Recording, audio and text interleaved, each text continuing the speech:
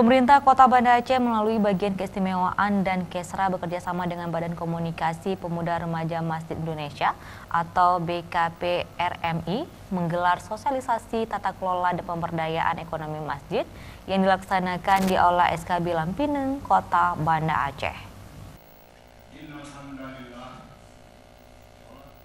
Acara yang diikuti oleh Badan Kemakmuran Masjid BKM se-Banda Aceh ini menghadirkan Ustadz Muhammad Jazir, pembina Masjid Joko Karian atau Masjid Rujukan Nasional Yogyakarta.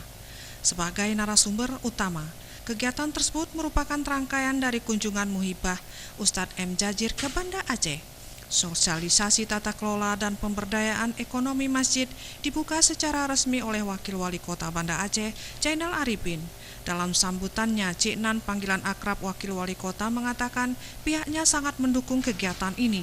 Ia juga mengharapkan para pengurus masjid untuk dapat mengoptimalkan peran dan fungsi masjid selain sebagai tempat ibadah, juga sebagai pusat dakwah, sosial, pendidikan, dan ekonomi umat.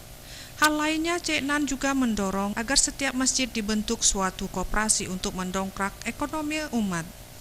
Silang yang kita lakukan, dan masjid alhamdulillah masih mendapat kepercayaan daripada masyarakat kita untuk berinfak, untuk bersedekah.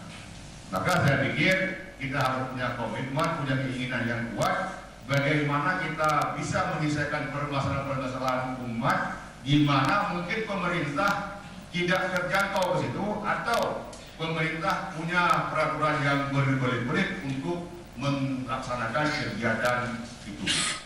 Acara yang berlangsung selama 1 hari tersebut turut dihadiri oleh Ketua BKP-RMI Banda Aceh T. Ardiansah beserta jajaran pengurus dan sejumlah tamu undangan lainnya. Tim Liputan Aceh TV.